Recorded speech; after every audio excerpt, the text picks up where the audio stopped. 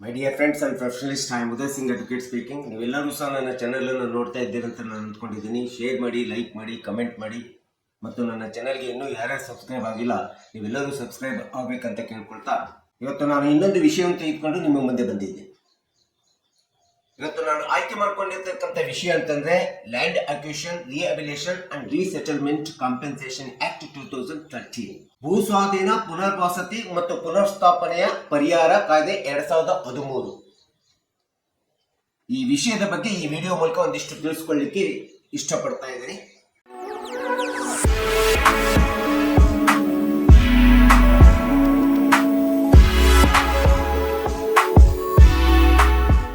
ಆಧುನಿಕ ದಿನಗಳಲ್ಲಿ, ಇವತ್ತಿನ ದಿನಗಳಲ್ಲಿ ನಗರೀಕರಣ, ಉದಾರೀಕರಣ ಮತ್ತು ಖಾಸಗೀಕರಣದ ನೀತಿ ಅಡಿ ಒಳಗಡೆ ಕೇಂದ್ರ ಮತ್ತು ರಾಜ್ಯ ಸರ್ಕಾರಗಳು ಬಹಳಷ್ಟು ರೈತರ, ಭೂಮಾಲೀಕರ ಭೂಮಿಯನ್ನ ಭೂಸ್ವಾಧೀನ ಅಥವಾ ವಶಪಡಿಸಿಕೊಳ್ತಾ ಇರ್ತಕ್ಕಂಥದ್ದು ನಿಮ್ಗೆಲ್ಲರಿಗೂ ಸಹ ಗೊತ್ತಿರುವಂತ ಅಂಶ. 1894ರಲ್ಲಿ ಜಾರಿಗೊಂಡಿರ್ತಕ್ಕಂಥ ಭೂಸ್ವಾಧೀನ ಕಾಯ್ದೆಯನ್ನ ತಿದ್ದುಪಡಿ ಮಾಡಿಬಿಟ್ಟು 2013ರಲ್ಲಿ LARR ಎಂಬತಕ್ಕಂಥ ಒಂದು ಹೊಸ ಕಾಯ್ದೆಯನ್ನ ಈ ಭೂಸ್ವಾಧೀನ ವ್ಯವಸ್ಥೆಗೆ ತಂದಿರೋದು ಈ ಒಂದು ಕಾಯ್ದೆಯಲ್ಲಿ ನಾವು ನೋಡ್ತಾ ಇದ್ದೀವಿ. ಈ ಕಾಯ್ದೆ ಬಂದಿರತಕ್ಕಂಥ ಮೂಲ ಉದ್ದೇಶ ಏನಂತಂದ್ರೆ, ಇವತ್ತು ಬಡ ಜನರ ಮತ್ತು ರೈತರ, ಭೂಮಾಲೀಕರ ಭೂಮಿಯನ್ನ ಸರ್ಕಾರದ ಯೋಜನೆಗಳನ್ನ ಅನುಷ್ಠಾನಗೊಳಿಸಲಿಕ್ಕೆ ಯಾವುದೇ ಸರ್ಕಾರಗಳು ವಶಪಡಿಸಿಕೊಂಡಂತ ಸಂದರ್ಭದಲ್ಲಿ, ಭೂಸ್ವಾಧೀನವನ್ನ ಮಾಡಿಕೊಂಡಂತ ಸಂದರ್ಭದಲ್ಲಿ ಅವರಿಗೆ ಸಮರ್ಥವಾದಂತ ಕಾಂಪೆನ್ಸೇಷನ್ ಪರಿಹಾರವನ್ನು ಕೊಡಬೇಕು ಎಂಬತಕ್ಕಂಥ ಹಿನ್ನೆಲೆಯನ್ನು ಇಟ್ಕೊಂಡು ಲ್ಯಾಂಡ್ ಅಕ್ವಿಷನ್, ರಿಹ್ಯಾಬಿಲಿಟೇಷನ್ ಮತ್ತು ರೀಸೆಟಲ್ಮೆಂಟ್ ಕಾಂಪೆನ್ಸೇಷನ್ ಆಕ್ಟ್ 2013 ಬಂದಿರೋದು ನಿಮ್ಗೆಲ್ಲರಿಗೂ ಸಹ ಗೊತ್ತಿರಬೇಕಾಗುತ್ತೆ. ಅದು ಯಾವುದೇ ಖಾಸಗಿ ವ್ಯಕ್ತಿಗಳ ಭೂಮಿಯನ್ನು ವಶಪಡಿಸಿಕೊಂಡಿರ್ಬೋದು ಅಥವಾ ಯಾವುದೇ ಸರ್ಕಾರ, ಸಾರ್ವಜನಿಕ ವ್ಯಕ್ತಿಗಳ ಭೂಮಿಯನ್ನು ವಶಪಡಿಸಿಕೊಂಡಿರ್ಬೋದು. ಈ ರೀತಿಯಾದಂತೆ ಯಾವುದೇ ಭೂಮಿಯನ್ನು ವಶಪಡಿಸಿಕೊಂಡಂತ ಸಂದರ್ಭದಲ್ಲಿ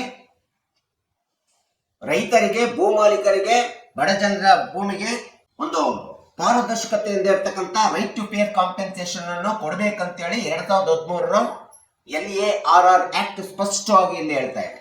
ಹಾಗಾದ್ರೆ ಈ ರೀತಿಯಾದಂತ ಭೂಮಾಲೀಕರಿಗೆ ತಮ್ಮದೇ ಆದಂತ ಪರಿಹಾರವನ್ನ ಕೊಡಬೇಕಾದ್ರೆ ಯಾವ ಒಂದು ಸ್ವಭಾವಗಳನ್ನ, ಗುಣಲಕ್ಷಣಗಳನ್ನ ಕಾಯ್ದೆ ಮೂಲಕ ನಾವು ಅನುಕರಣೆ ಮಾಡಬೇಕಾಗುತ್ತೆ. What are the key features of the 2013 LARR act ಅಂತೇಳಿ ನಾವು ನೋಡ್ತಾ ಹೋದ್ರೆ, ಇಂಥ ಒಂದು ಭೂಸ್ವಾಧೀನದ ಪುನರ್ವಸತಿ, ಪುನರ್ಸ್ಥಾಪನೆ ಮತ್ತು ಪರಿಹಾರ ಕಾಯ್ದೆಯ ಮೂಲ ಸ್ವಭಾವಗಳು ಏನಂತೇಳಿ ನಾವು ನೋಡ್ತಾ ಹೋದಾಗ, ಮೊಟ್ಟ ಮೊದಲನೇದಾಗಿ ಹೇಳ್ಬೇಕಂತಂದ್ರೆ fair market value based compensation ಅನ್ನು ಕೊಡ್ಬೇಕಂತ ಹೇಳ್ತದೆ.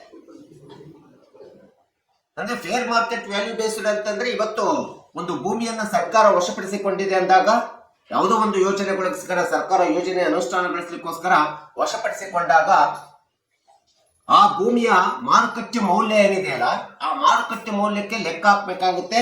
ಭೂಮಿಯನ್ನು ಕಳೆದುಕೊಂಡಂತ ರೈತರಿಗೆ, ಭೂಮಾಲೀಕರಿಗೆ ಆ ವಾಸ್ತವವಾದಂತ ಮಾರುಕಟ್ಟೆ ಮೌಲ್ಯಕ್ಕೆ ಲೆಕ್ಕ ಹಾಕಿ ಆ ಮಾರುಕಟ್ಟೆ ಮೌಲ್ಯದ ಪ್ರಕಾರ ಹಣವನ್ನ, ಪರಿಹಾರವನ್ನ ಕೊಡಬೇಕು, ಆರ್ಥಿಕ ನೆರವನ್ನು ಕೊಡಬೇಕೆಂಬತಕ್ಕಂಥದ್ದು ಮೊಟ್ಟ ಮೊದಲನೇದಾಗಿರ್ತಕ್ಕಂಥ ಒಂದು ಪ್ರಿನ್ಸಿಪಲ್ ಆಗಿದೆ ಅಥವಾ ಸ್ವಭಾವ ಆಗಿದೆ 2013 ಭೂಸ್ವಾಧೀನ ಪುನರ್ವಸತಿ ಮತ್ತು ಭೂಸ್ವಾಧೀನ ಮರುಸ್ಥಾಪನೆ ಕಾಯ್ದೆಯ ಒಂದು ಪ್ರಮುಖ ಅಂಶ ಅಂತ ಹೇಳ್ಬೇಕಾಗುತ್ತೆ. ಇನ್ನು ಎರಡನೇದಂತಂದ್ರೆ, ಈ ಒಂದು ಕಾಯ್ದೆಯ ಪ್ರಕಾರ ರಿಹ್ಯಾಬಿಲಿಟೇಷನ್ ಅಂಡ್ ರೀಸೆಟಲ್ಮೆಂಟ್ ಆಗಬೇಕು ಅಂತ ಹೇಳ್ತದೆ. ಒಂದು ಭೂಮಿಯನ್ನ ಸರ್ಕಾರ ಜನರಿಂದ ವಶಪಡಿಸ್ಕೊಂಡು ಬಿಡ್ತದೆ, ಭೂಸ್ವಾಧೀನ ಮಾಡ್ಕೊಂಡ್ಬಿಡ್ತದೆ. ಭೂಸ್ವಾಧೀನ ಮಾಡ್ಕೊಂಡಾಗ ಅವರಿಗೆ ಬೇಗ ಕಾಂಪೆನ್ಸೇಷನ್ ಕೊಡೋದಿಲ್ಲ, ಪರಿಹಾರವನ್ನು ಕೊಡೋದಿಲ್ಲ, ಆರ್ಥಿಕ ಸಹಾಯನೂ ಮಾಡೋದಿಲ್ಲ. ಅಂತ ಸಂದರ್ಭದಲ್ಲಿ ಅವರಿಗೆ ಜೀವನಕ್ಕೆ, ಬದುಕಿಗೆ ಬೇಕಾಗಿರ್ತಕ್ಕಂಥ ಪುನರ್ವಸತಿ, ಅದು ಮನೆ ಇರ್ಬೋದು, ಜಾಗ ಇರ್ಬೋದು, ಅವರಿಗೆ ಬದುಕಲಿಕ್ಕೆ ಬೇಕಾಗಿರ್ತಕ್ಕಂಥ ಮನೆಯನ್ನ ಕಟ್ಟಿಕೊಡತಕ್ಕಂಥದ್ದಿರ್ಬೋದು, ಅಥವಾ ಅವರಿಗೆ ಬೇಕಾಗಿರ್ತಕ್ಕಂಥ ಬದುಕಿನ ಮೂಲಭೂತ ಅಂಶಗಳನ್ನ ಒದಗಿಸಿಕೊಡ್ತಕ್ಕಂಥ ಪುನರ್ವಸತಿ ಮತ್ತು ಪುನರ್ಸ್ಥಾಪನೆ ಕೆಲಸ ಕಾರ್ಯವನ್ನ ಸ್ಪಷ್ಟವಾಗಿ ಸರ್ಕಾರಗಳು, ಅದು ಕೇಂದ್ರ ಸರ್ಕಾರ ಇರಲಿ, ರಾಜ್ಯ ಸರ್ಕಾರಗಳಿರಲಿ, ಮಾಡಿಕೊಡ್ಬೇಕೆಂಬತಕ್ಕಂಥದ್ದನ್ನ ಕಾನೂನು ಕಾಯ್ದೆ 2013 ಲ್ಯಾಂಡ್ ಅಕ್ವಿಷನ್, ರಿಹ್ಯಾಬಿಲಿಟೇಷನ್ ಮತ್ತು ರೀಸೆಟಲ್ಮೆಂಟ್ ಕಾಂಪೆನ್ಸೇಷನ್ ಆಕ್ಟ್ ಹೇಳಿರ್ತಕ್ಕಂಥದ್ದು ನಾವು ನೋಡ್ತಾ ಇದ್ದೀವಿ. ಇದು ಒಂದು ಅತಿ ಪ್ರಮುಖವಾದಂತ ಅಂಶ ಆಗಿದೆ. ಇನ್ನು ಮೂರನೇ ಒಂದು ಸ್ವಭಾವ ಅಂತಂದ್ರೆ 2013 LARR ಕಾಯ್ದೆಯ ಅಂಶವನ್ನು ನಾವು ನೋಡ್ತಾ ಹೋದಾಗ, higher compensation they must have to provide ಅಂತ ಹೇಳ್ತದೆ. Both the government, either the central government ಅಥವಾ ದ ಸ್ಟೇಟ್ ಗವರ್ಮೆಂಟ್. ಯಾವುದೇ ರೈತರ, ಬಡಜನರ, ಭೂಮಾಲೀಕರ ಭೂಮಿಯನ್ನ ಸರ್ಕಾರ ವಶಪಡಿಸಿಕೊಂಡಂತ ಸಂದರ್ಭದೊಳಗಡೆ ಆ ಒಂದು ರೈತರಿಗೆ ಅವರ ಭೂಮಿಗೆ ಅತಿ ಹೆಚ್ಚಿನ ಪರಿಹಾರವನ್ನು ಕೊಡಬೇಕು, ಹೈಯರ್ ಕಾಂಪೆನ್ಸೇಷನ್ ಅನ್ನು ಕೊಡ್ಬೇಕಂತೇಳಿ ಕಾಯ್ದೆ ಸ್ಪಷ್ಟವಾಗಿ ಹೇಳ್ತಾ ಇದೆ. ಈ ಒಂದು ಮಲ್ಟಿಪ್ಲೈ ಕಾಂಪೆನ್ಸೇಷನ್ ಅನ್ನ ಹೆಚ್ಚಿನ ಕಾಂಪೆನ್ಸೇಷನ್ ಪರಿಹಾರವನ್ನು ಕೊಡ್ಬೇಕಂತ ಯಾಕೆ ಹೇಳ್ತದೆ ಕಾಯ್ದೆ ಅಂತಂದ್ರೆ, ಇವತ್ತು ಹಳ್ಳಿಗಳಲ್ಲಿ ಬಡಜನರು ಬದುಕ್ತಾ ಇರ್ತಾರೆ.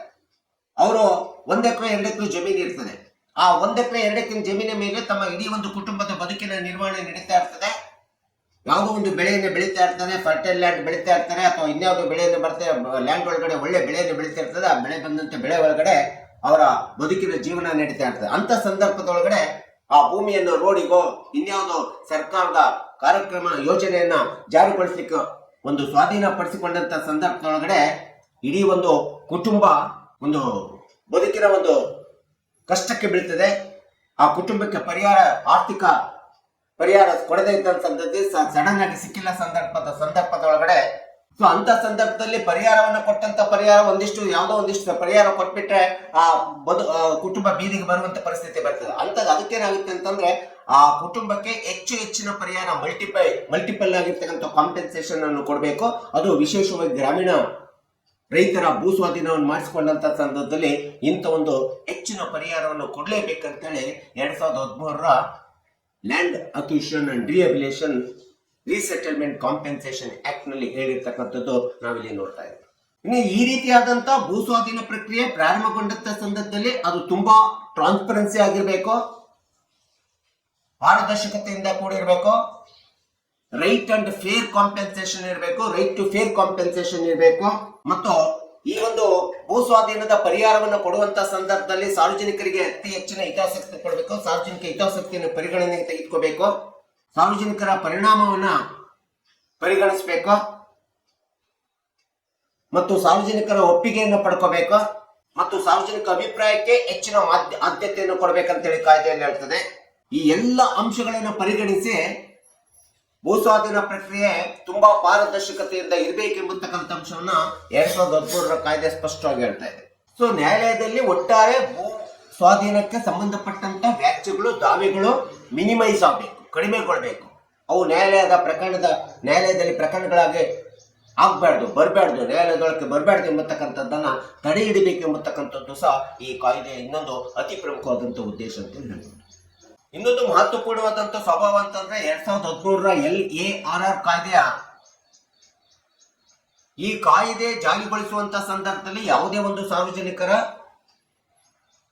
ಯೋಜನೆಯನ್ನ ಕಾರ್ಯಕ್ರಮಗಳನ್ನ ಸರ್ಕಾರ ಜಾರಿಗೊಳಿಸಲಿಕ್ಕೆ ಹೊಂಟಂತ ಸಂದರ್ಭದಲ್ಲಿ ಏನು ರೈತರ ಬಡಜನರ ಭೂಮಾಲೀಕರ ಒಂದು ಭೂಮಿಯನ್ನು ವಶಪಡಿಸಿಕೊಳ್ತದೆ, ಸ್ವಾಧೀನ ಮಾಡಿಕೊಳ್ತದೆ ಅಂತ ಸಂದರ್ಭದಲ್ಲಿ ವಿಶೇಷವಾಗಿ ರೈತರಿಗೆ, ಬಡ ಜನರಿಗೆ, ಗ್ರಾಮೀಣ ಪ್ರದೇಶದಲ್ಲಿ ಇರ್ತಕ್ಕಂಥ ಜನರಿಗೆ ಈ ಒಂದು ಕಾಯ್ದೆಯ ಪ್ರಕಾರ 4 ಪಟ್ಟು ಪರಿಹಾರವನ್ನ 4 times ಕಾಂಪೆನ್ಸೇಷನ್ ಅಂತ ಹೇಳ್ತಾರೆ. ಈ ರೀತಿ 4 ಪಟ್ಟು ಪರಿಹಾರವನ್ನ ಕೊಡ್ಲೇಬೇಕಂತೇಳಿ ಈ 2013 ಕಾಯ್ದೆ ಸ್ಪಷ್ಟವಾಗಿ ಹೇಳ್ತಾ ಇದೆ. ಈ ಕಾಯ್ದೆಯ ಪ್ರಕಾರ ಗ್ರಾಮೀಣ ಜನರಿಗೆ 4 ಪಟ್ಟು ಕಾಂಪೆನ್ಸೇಷನ್ ಕೊಡಬೇಕು, ಅಥವಾ ನಗರ ಪಟ್ಟಣದ ಜನರ ಭೂ ಸ್ವಾಧೀನ ಮಾಡಿಕೊಂಡಂತ ಸಂದರ್ಭದಲ್ಲಿ ಅವರಿಗೆ 2 ಪಟ್ಟು ಕಾಂಪೆನ್ಸೇಷನ್ ಪರಿಹಾರವನ್ನು ಕೊಡ್ಬೇಕಂತೇಳಿ ಈ ಕಾಯ್ದೆ ಸ್ಪಷ್ಟವಾಗಿ ಹೇಳ್ತಾ ಇರ್ತಕ್ಕಂಥದ್ದು ನಾವು ನೋಡ್ತಾ ಇದ್ದೀವಿ. ಸೊ ಹೀಗೆ ಸರ್ಕಾರಗಳು ಇವತ್ತು ತಮ್ಮದೇ ಆದಂತ ಒಂದು ಅಭಿವೃದ್ಧಿಯ ಹೆಸರಿನೊಳಗಡೆ ಏನು ಲಿಬರಲೈಸೇಷನ್, ಪ್ರೈವೇಟೈಸೇಷನ್, ಗ್ಲೋಬಲೈಸೇಷನ್ ಅನ್ನ ಕಾನ್ಸೆಪ್ಟ್ ಅನ್ನು ಜಾರಿಗೊಳಿಸಲಿಕ್ಕೆ ಹೊಂಟಿದೆ. ಉದಾರೀಕರಣ, ಆಧುನೀಕರಣ ಮತ್ತು ನಗರೀಕರಣ ಎಂಬತಕ್ಕಂಥ ವ್ಯವಸ್ಥೆಯನ್ನು ಜಾರಿಗೊಳಿಸಲಿಕ್ಕೆ ಹೊಂಟಿದೆ. ಆ ಜಾರಿಗೊಳಿಸುವಂತ ಸಂದರ್ಭದಲ್ಲಿ ಈ ಒಂದು ಕಾನೂನು ಕಾಯ್ದೆ ಹೇಳಿರ್ತಕ್ಕಂಥ ಸ್ಪಷ್ಟ ಪರಿಹಾರಗಳನ್ನ, ಪುನರ್ವಸತಿ ಮತ್ತು ಪರಿಹಾರಗಳನ್ನ ರೈತರಿಗೆ ಒದಗಿಸಿಕೊಟ್ಬಿಟ್ಟು ಭೂ ಸ್ವಾಧೀನ ಮಾಡ್ಕೋಬೇಕೆಂಬತಕ್ಕಂಥ ಸ್ಪಷ್ಟ ಹಿನ್ನೆಲೆಗೋಸ್ಕರ, ಉದ್ದೇಶಕ್ಕೋಸ್ಕರ 2013 ಕಾಯ್ದೆ ಅಸ್ತಿತ್ವಕ್ಕೆ ಬಂದಿದೆ ಎಂಬತಕ್ಕಂಥದ್ದು ಸೊ ಕಕ್ಷಿದಾರರಿಗೆ, ಸಾರ್ವಜನಿಕರಿಗೆ, ನಿಮಗೆ ಎಲ್ಲರಿಗೂ ಸಹ ಗೊತ್ತಾಗಲಿ ಎಂಬತಕ್ಕಂಥ ಹಿನ್ನೆಲೆಯನ್ನು ಇಟ್ಕೊಂಡು ಈ ವಿಷಯವನ್ನು ನಾನು ನಿಮ್ಮ ಮುಂದೆ ಈ ವಿಡಿಯೋ ಮೂಲಕ ವಿಶ್ಲೇಷಣೆ ಮಾಡಿದ್ದೇನೆ. ದಯವಿಟ್ಟು ನನ್ನ ವಿಡಿಯೋ ಇಷ್ಟ ಆಗಿದ್ದೆ ಶೇರ್ ಮಾಡಿ, ಲೈಕ್ ಮಾಡಿ, ಕಮೆಂಟ್ ಮಾಡಿ. ಮತ್ತು ಇನ್ನು ನನ್ನ ಚಾನಲ್ಗೆ ಇನ್ನೂ ಯಾರ್ಯಾರು ಸಬ್ಸ್ಕ್ರೈಬ್ ಆಗಿಲ್ಲ ನೀವೆಲ್ಲರೂ ಸಬ್ಸ್ಕ್ರೈಬ್ ಆಗಬೇಕಂತ ಕೇಳ್ಕೊಳ್ತಾ ಇವತ್ತಿನ ವಿಷಯಕ್ಕೆ ವಿರಾಮ ಹೇಳ್ತೀನಿ. ಇನ್ನೊಂದು ವಿಷಯ ಅಂತ ಇಟ್ಕೊಂಡು ನಿಮ್ಮ ಮುಂದೆ ಬರ್ತೀನಿ. ಜೈ ಹಿಂದ್, ಜೈ ಕರ್ನಾಟಕ.